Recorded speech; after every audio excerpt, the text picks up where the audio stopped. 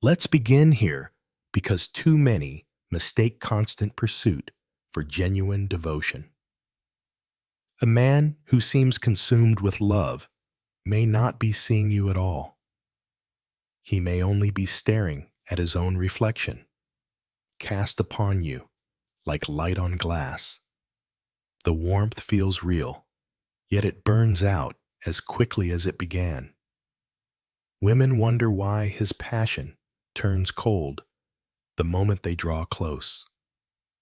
The truth is rarely spoken much of what looks like love is projection.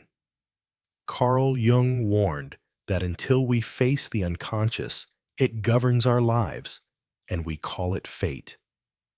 What we believe to be destiny may be little more than shadow and illusion. And so the cycle repeats, leaving confusion, longing, and disappointment in its wake. Before I continue, let me know where you're listening from in the comments, and if reflections like this resonate, don't forget to like and subscribe. Now consider this carefully. Many have been told that love is proven through constant attention, quick declarations, and unrelenting desire. But that very intensity often signals not depth, but emptiness. When a woman withdraws, she becomes a canvas. The male psyche, longing for its hidden inner image, paints her with colors she never carried. He adores the mystery because it gives him space to project what he has not yet found within himself. Her silence awakens his anima, the inner feminine Jung described as the spirit within a man. In her distance, he imagines wholeness. Yet the moment she steps forward, the illusion breaks. This is why women who give everything are sometimes cast aside, while those who hold steady boundaries appear irresistible. It is not that one has greater value. It is that scarcity feeds projection, while presence exposes truth.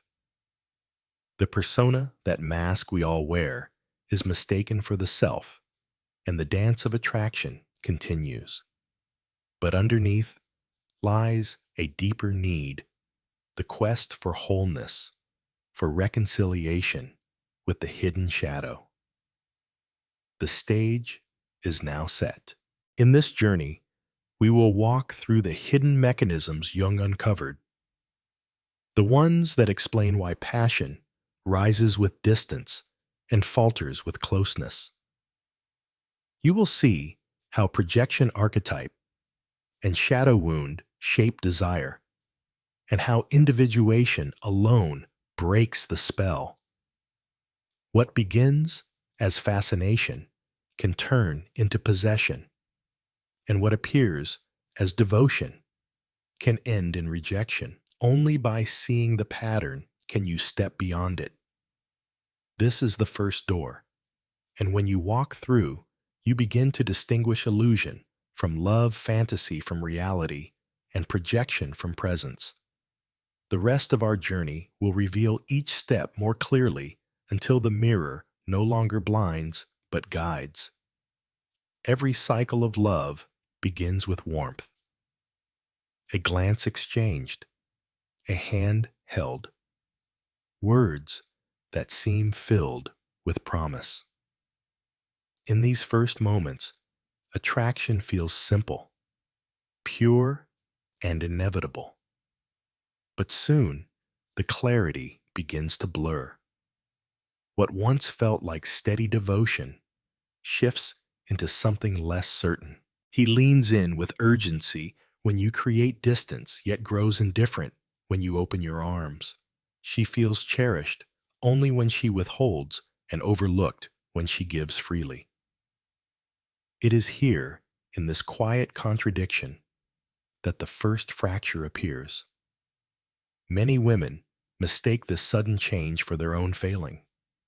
They think, perhaps I gave too much. Perhaps I am not mysterious enough. Yet Jung would remind us that what is breaking is not love itself, but an illusion. What was once projected onto the surface begins to falter under the weight of reality. The mirror that seemed polished begins to crack.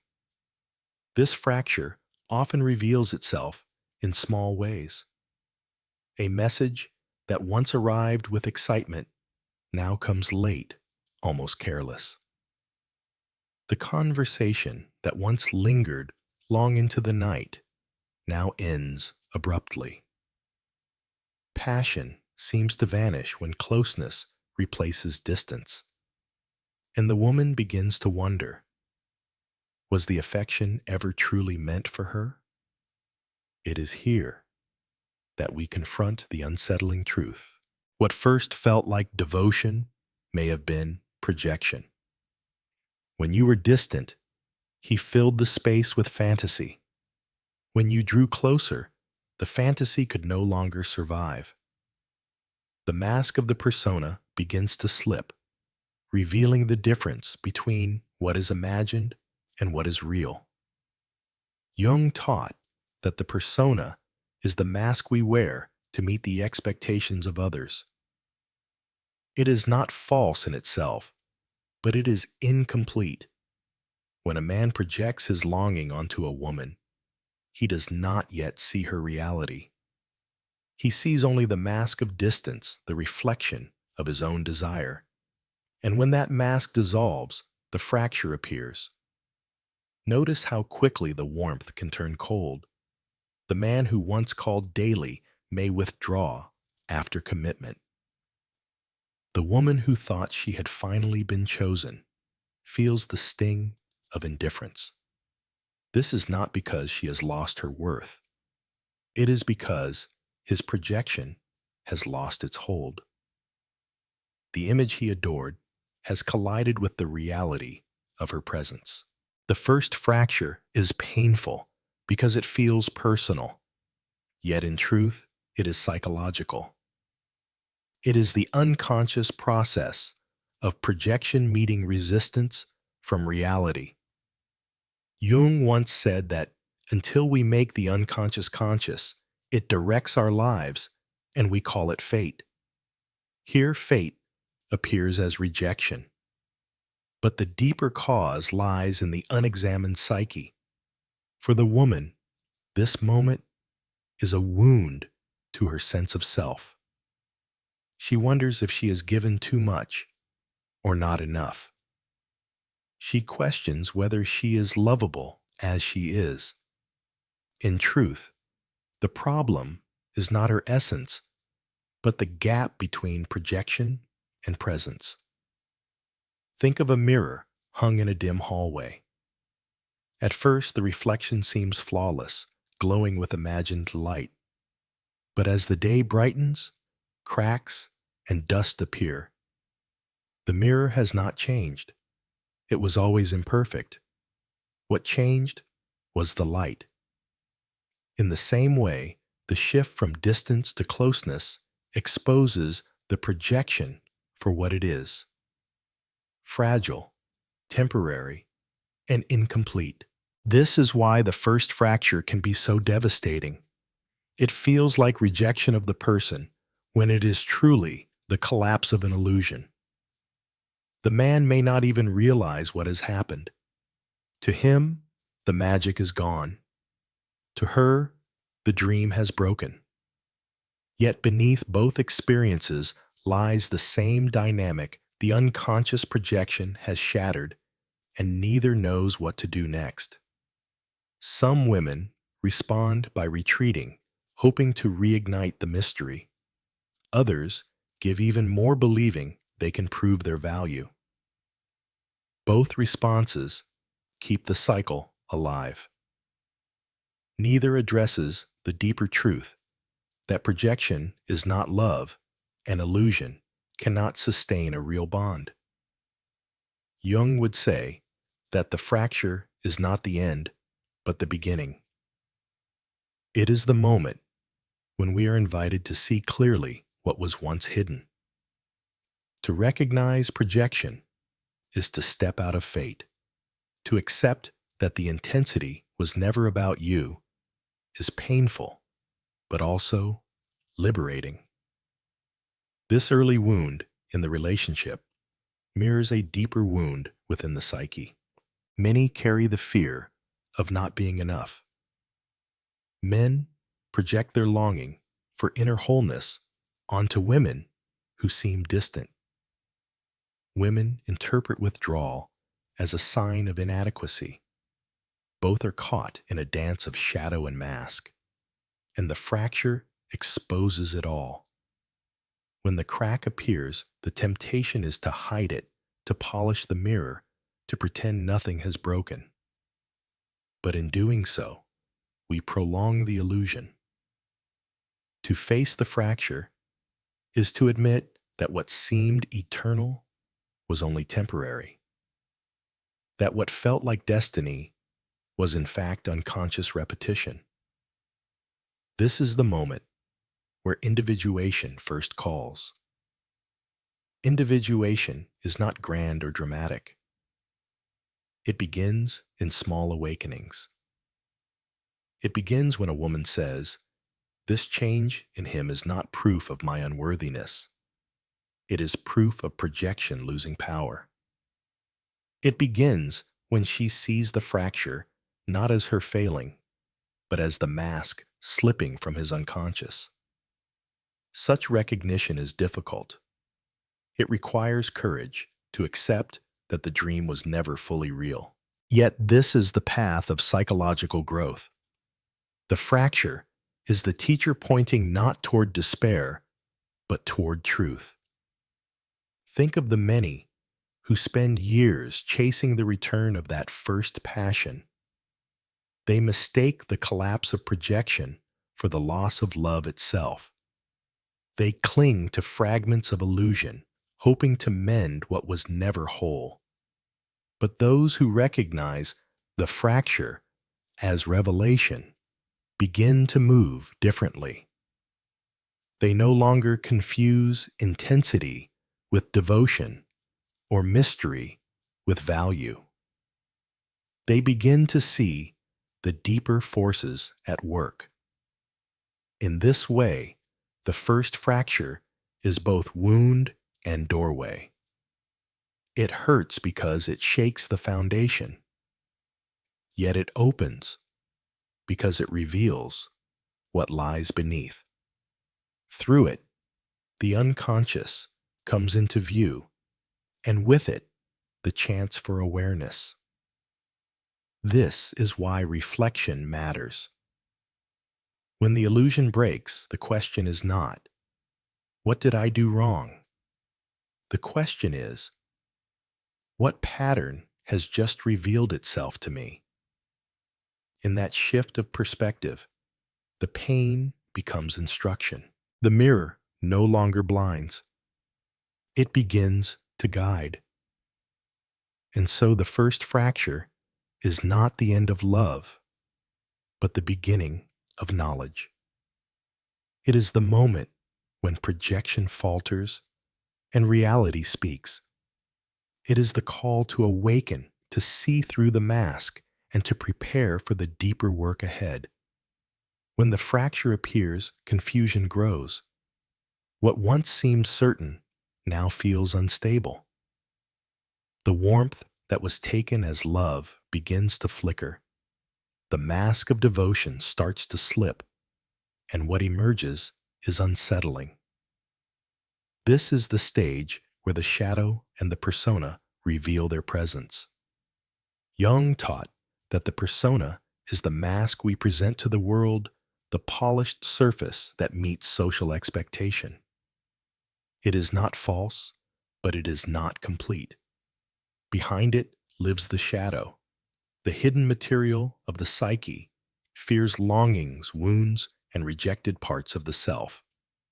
In the dance of relationships, both masks and shadows meet. And when closeness challenges illusion, they rise to the surface. Consider how quickly admiration can turn into criticism. The same traits once praised become sources of irritation. A woman's independence, once admired, may now be called distance. Her kindness, once cherished, may now be taken for weakness. This reversal is not about her true essence, but about the collision between his projection and her reality. When the image he carried no longer matches the living person before him, the shadow emerges. The shadow often reveals itself through patterns of fear. Fear of abandonment, fear of not being enough, fear of losing control.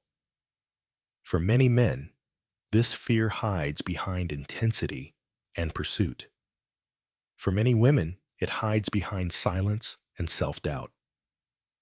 Each wears a persona that says, I am confident, I am in control, I am desirable. Yet behind the mask, the shadow whispers otherwise. Here lies the tragic cycle. The persona longs to be admired, while the shadow seeks recognition. But when love is built on illusion, neither is truly met. Instead, two people unconsciously act out old wounds. He may pursue the distant figure, not realizing he is chasing the echo of his own anima, the inner feminine he has not yet integrated. She may interpret withdrawal as rejection, not realizing she is staring at her own shadow, the fear of worthlessness. This is why the middle of a relationship often feels like a storm. At first, both masks shine brightly. Each person shows their best face, polished and pleasing. But as reality presses in, the shadow pushes forward. Hidden needs surface. Old hurts reappear. Words spoken in heat reveal fears carried since childhood, and both wonder why something once so perfect now feels so broken. Jung believed that the shadow is not to be destroyed, but integrated. It carries energy, vitality, and truth. Yet when denied, it seeps into our relationships in distorted ways. A man who denies his fear of abandonment may cling obsessively to a woman who withdraws. A woman who denies her fear of being unseen may give endlessly, even as she is overlooked. Each one reenacts the shadow instead of recognizing it. The persona, too, has its cost. While it protects us in society, it also hides us from intimacy. A polished mask may earn admiration, but it cannot receive real love. For love to thrive, the mask must slip, and the shadow must be faced. Without this, passion will fade into criticism, and admiration will turn into blame. This is why so many relationships collapse under the weight of their own illusions. The man who projected perfection onto a distant figure now feels betrayed, not because she failed him, but because she could not be the fantasy he carried.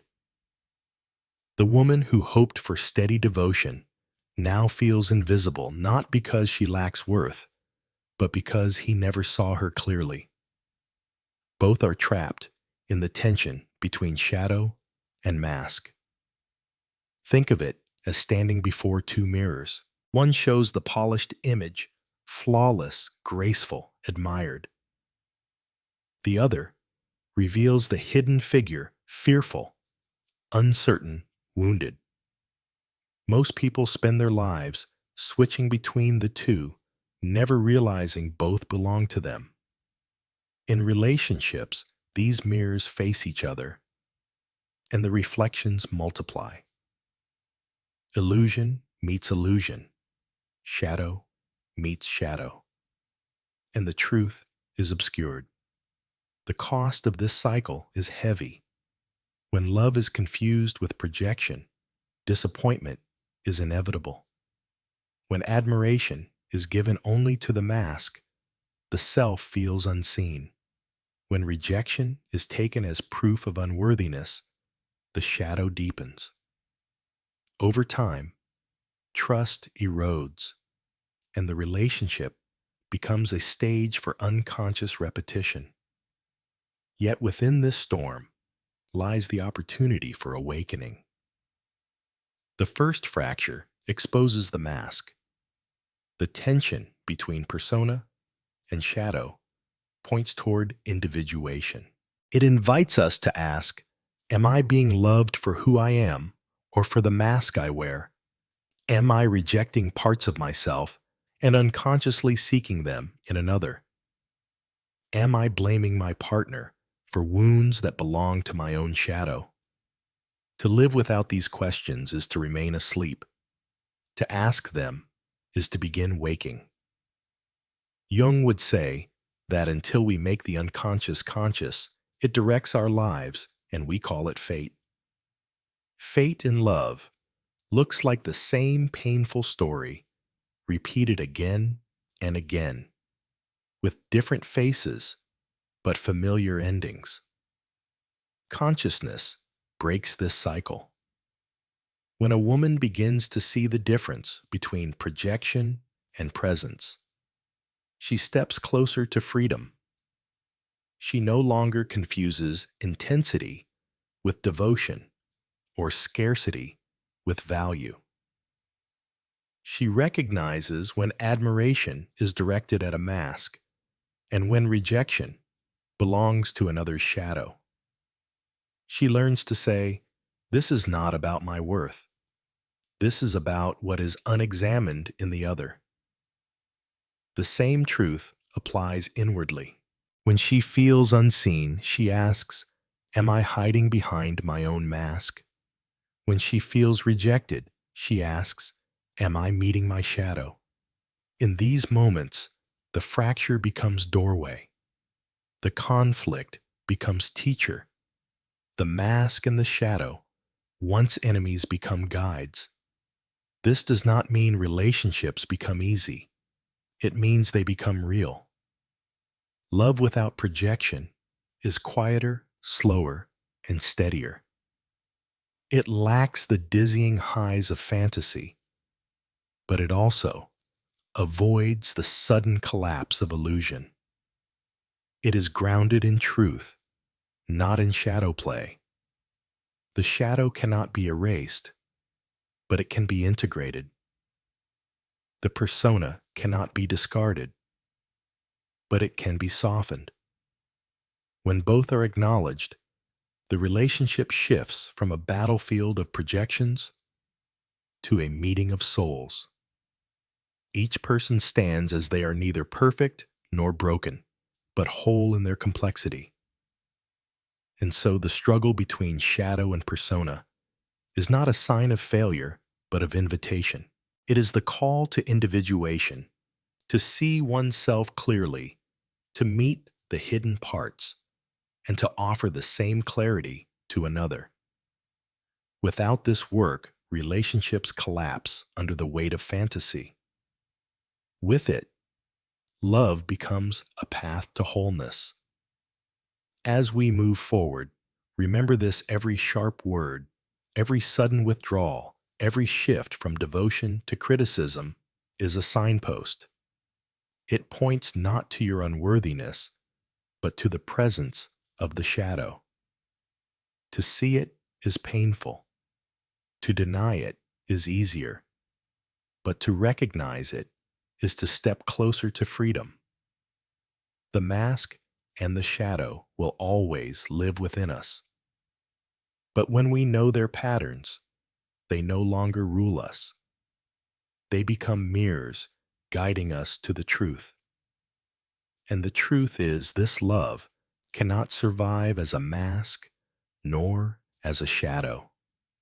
It survives only in the presence of the whole self. This is the work ahead. And it is here, in the tension of shadow and persona, that the path to awakening begins to shine. When the struggle between shadow and mask grows heavy, a shift becomes possible. A person may reach a point where repetition no longer satisfies, where illusions collapse too often to be ignored. This is the threshold of awakening. Awakening does not arrive with fireworks. It comes as a whisper, often after disappointment. A woman may recognize that the intense pursuit she once mistook for love was only projection. A man may notice that his passion fades whenever closeness becomes real. Both feel the emptiness of repetition, and both begin to ask different questions. The first question is simple yet transformative. Am I being seen or only imagined? This inquiry pierces the veil of projection. It asks whether affection is directed toward the living self or toward a fantasy that will soon collapse. Once this question arises, the spell of unconscious repetition begins to break. Jung believed that real change begins when we confront the unconscious directly. What was once hidden becomes visible. The anima, the inner feminine within men, or the animus, the inner masculine within women, comes into awareness. No longer projected blindly onto others, these forces are recognized as part of one's own psyche. This recognition is unsettling, but it is also liberating. Think of a candle in a dark room. At first, the flame seems to transform the entire space. Shadows dance on the walls, creating shapes that feel alive. But as the eye adjusts, the truth becomes clear. The figures on the wall were never real. They were only reflections of the flame. Awakening is the moment when you stop chasing the shadow on the wall and turn toward the flame itself. For many women, this awakening begins with a painful realization. She was not loved for her true presence, but for the distance she created. It was her absence that made her desirable, not her essence. This recognition stings, yet it also frees. Once seen clearly, the cycle loses its hold. She understands that the obsession was not about her worth, but about his unhealed shadow and his longing for the anima within. For men, the awakening often arrives as disillusionment. The woman who once seemed magical, mysterious, and life-giving turns out to be human with her own fears and flaws. At first, this feels like betrayal. But if he dares to look deeper, he may see that the magic was never in her alone. It was his own longing for inner wholeness projected outward. If he turns inward instead of fleeing, he begins to reclaim the anima that he has sought in others. This stage of awakening demands honesty. It asks both men and women to admit that much of what they called love at first sight was really projection. It asks them to see that obsession is often the shadow's attempt to heal old wounds through repetition. It asks them to face the truth that devotion fueled by absence cannot sustain presence. The paradox is this: what feels like the end of romance is actually the beginning of love. When the illusions fall, space opens for something real. No longer blinded by the mask, no longer driven by the shadow, two people may finally meet as they are. But this requires courage, for the clarity of awakening strips away comfort as well as illusion. Individuation. The process of becoming whole begins here. The woman no longer confuses distance with value. She recognizes her worth as steady, not as something created by scarcity. The man no longer seeks completion in a figure outside himself. He begins to integrate the inner feminine to honor the anima as a living part of his own soul. In this way, awakening is both loss and gain. It is the death of projection and the birth of truth. Imagine standing before a mirror that once distorted your image. Every flaw was exaggerated, every beauty magnified. Now the glass clears. What you see is neither ideal nor grotesque. It is simply yourself. This is the gift of awakening. To see clearly without distortion, both in yourself and in another. This stage also reveals the cost of illusion. Years can be lost in cycles of projection, obsession, and collapse. Families break hearts, ache, time slips away.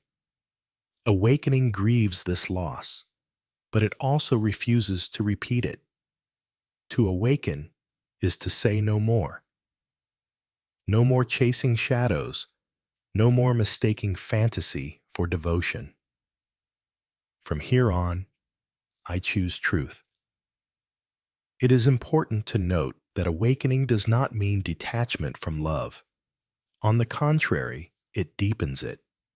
For the first time, love is free to rest on reality. It no longer depends on distance to feel alive. It no longer vanishes when closeness arrives.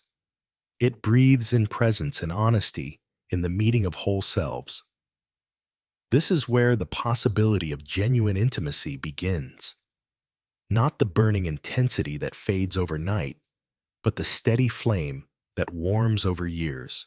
Not the hunger born of absence, but the nourishment born of presence. Not the repetition of old wounds, but the creation of new wholeness. Jung would remind us that this awakening is the heart of individuation.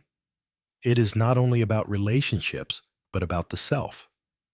To awaken in love is to awaken in life. To recognize projection in romance is to recognize projection everywhere. The boss who feels like a parent, the friend who feels like a savior, the stranger who feels like destiny. All of these may be projections. Awakening sees through them, honors the reality beneath, and chooses to meet people as they are. This moment of awakening is therefore a turning point. It is where confusion becomes clarity, where pain becomes instruction, where shadow becomes guide. It is not the end of the story, but the beginning of transformation. As the light grows, a new question arises. What will you do with this awareness? Awakening offers no easy answers, but it demands responsibility. To see clearly is to be accountable for your choices. You can no longer blame the mask for deceiving you, nor the shadow for haunting you.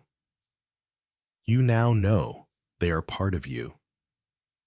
You can only decide whether to keep repeating the old dance or to step into a new rhythm.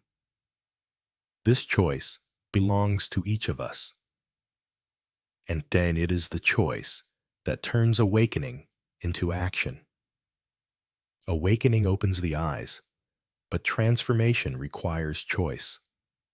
To see the pattern is one thing. To live differently is another. It is here that the soul is tested, where clarity must become action. For many, this step begins with the realization that boundaries are not walls of rejection, but gates of self-respect. A woman who recognizes projection can no longer give herself away in the same old manner. A man who understands his longing for the anima can no longer expect another to carry what he has not yet integrated. The mirror is clear now, and with that clarity comes responsibility. The unconscious thrives on repetition. It seeks comfort in familiar wounds. Without choice, the psyche slips back into the old dance pursue when ignored. Withdraw when embraced.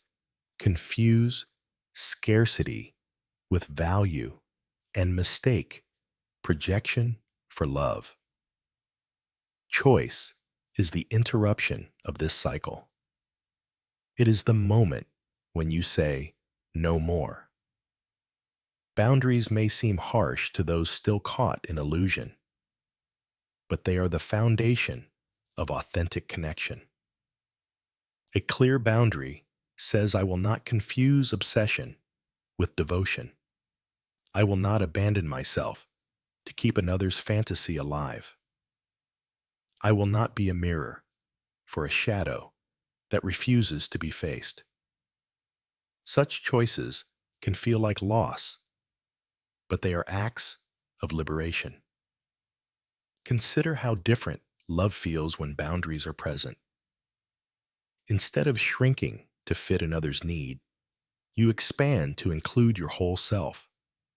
Instead of accepting crumbs of attention, you wait for the steady presence that nourishes.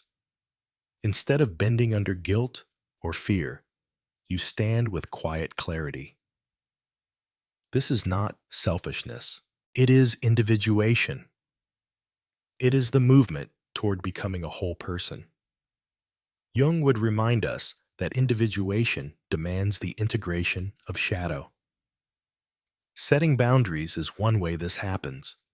When you no longer allow another's shadow to dictate your worth, you invite them to face it themselves. When you refuse to live as someone's fantasy, you call them into reality. Boundaries are not punishment. They are invitations to wholeness. This choice, however, is not without cost. Illusion often resists reality. A partner who is drawn to mystery may falter when met with clarity.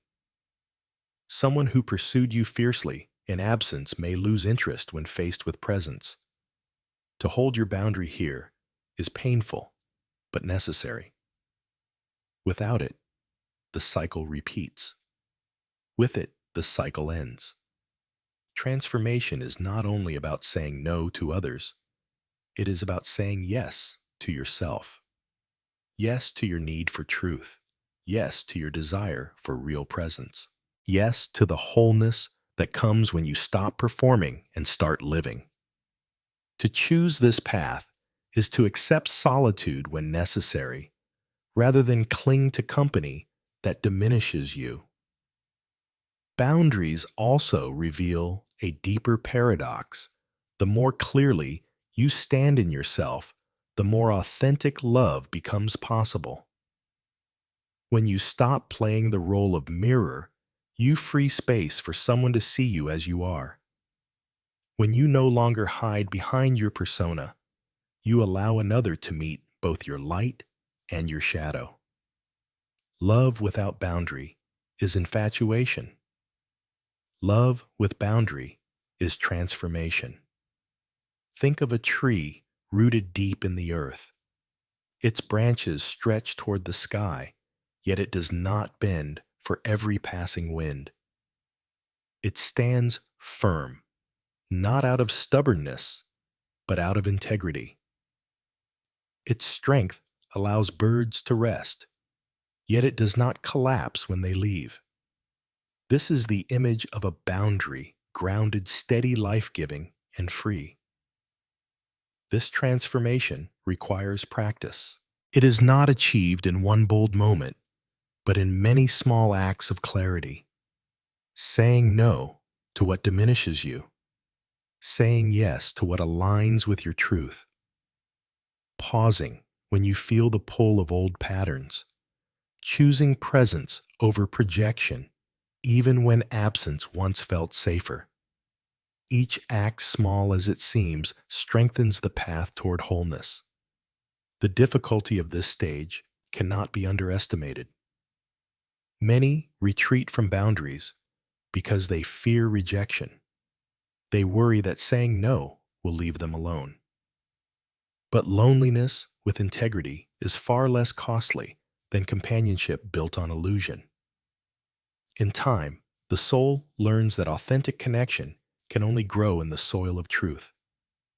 Here lies the deeper secret. Boundaries are not barriers to intimacy. They are the conditions that make intimacy possible. Without them, love is swallowed by projection, shadow, and fantasy. With them, love can breathe, grow, and endure. To set a boundary is to protect not only yourself, but the relationship itself. Individuation is never easy. It demands sacrifice, not of love, but of illusion. It requires letting go of the drama of obsession, the comfort of repetition, the mask of persona. What remains may feel quieter, even ordinary, but beneath that quiet is the solidity of truth. And truth, unlike fantasy, does not collapse when touched. This is why choice is the heart of transformation. Awareness without choice is only half the journey, but awareness joined with action reshapes destiny. The woman who once felt powerless now stands in clarity. The man who once chased shadows now turns inward to integrate what he sought outside. Each begins to live not as a mirror, but as a whole person. In this way, boundaries are not endings. They are thresholds. To step through them is to leave behind the cycle of projection and enter the possibility of real love. This is not the easy path, but it is the path of freedom. And so the invitation is clear. Choose reality over illusion, presence over absence, wholeness over repetition. Let your boundaries become the architecture of your life. Not walls of fear, but doors of truth. In doing so, you transform not only your relationships, but your very being. This is the essence of transformation. The moment when individuation moves from theory into life. You are no longer trapped in the unconscious dance of shadow and mask. You are no longer waiting to be chosen by another. You are choosing yourself, and in that choice, you make space for love that is real. Every journey must come to rest, and ours now draws to a close. We have walked through the illusions of projection, the tension between shadow and mask, the pain of fracture, and the courage of awakening. We have seen how choice and boundary open the path to transformation. And now we arrive at the final moment where all of these truths come together, not as theory, but as living wisdom.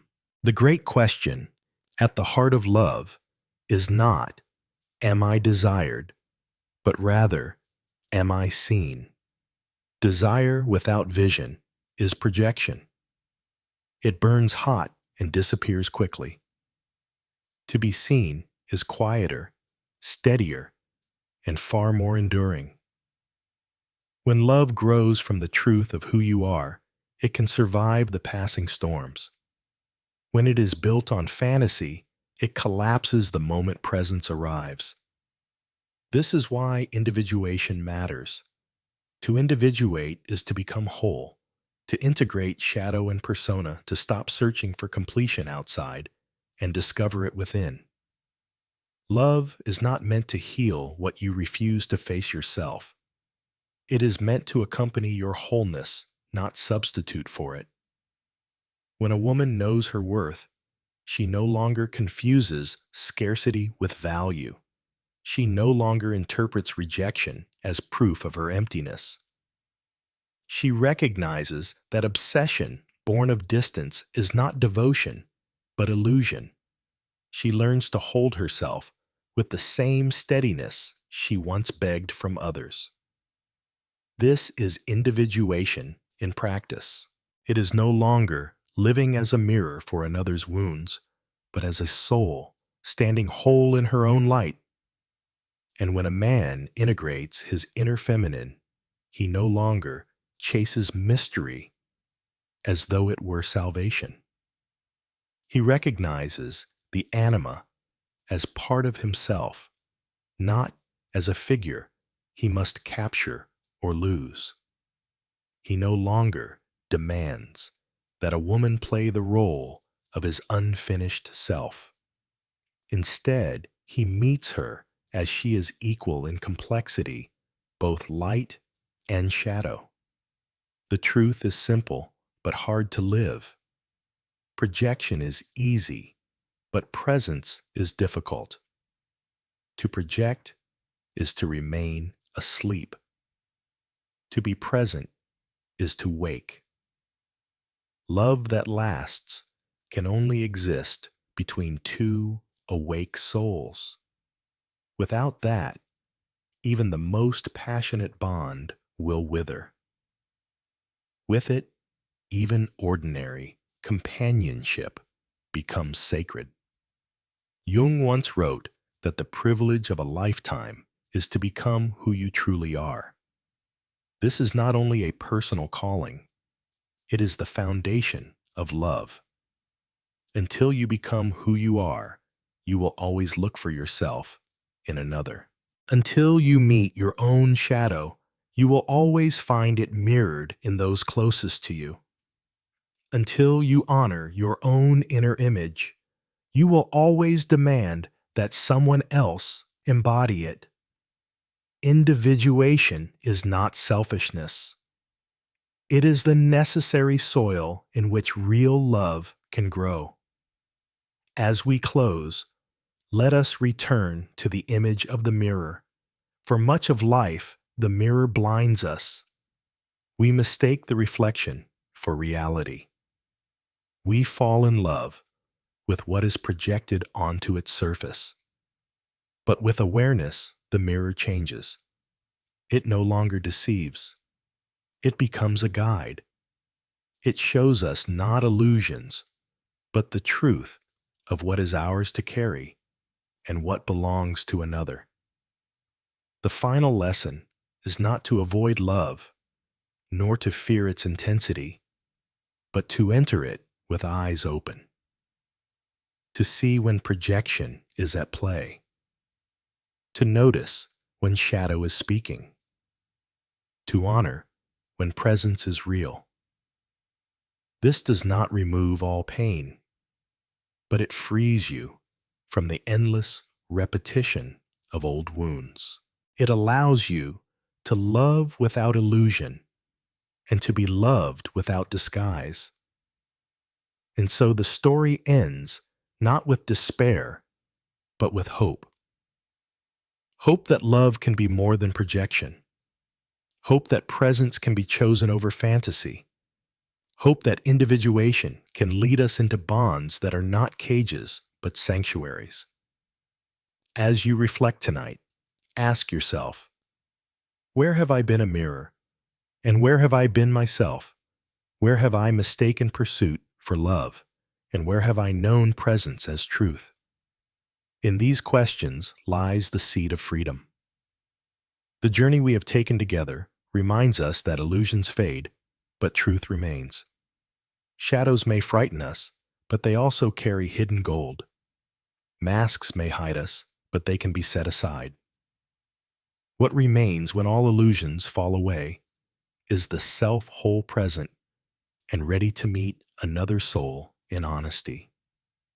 Let this be the closing insight.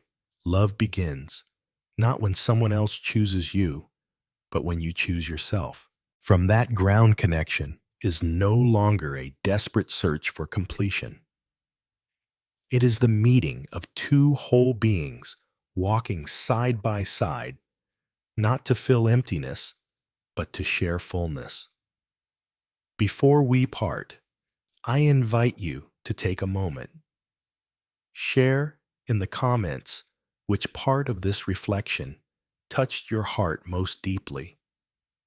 Sometimes the words you speak become the light another person needs. And if you found clarity in these thoughts, let this be a reminder to carry them forward into your days. The journey of individuation is lifelong, but each small awakening matters. Each boundary, honored each shadow, faced each mask set aside brings you closer to wholeness. And in that wholeness, love becomes not a cycle of projection, but a home for the soul. The closing truth is simple, timeless, and unforgettable. When you no longer chase the shadows on the wall, you turn to the flame itself. And in that flame, you finally see not illusion, but reality, not fantasy, but love.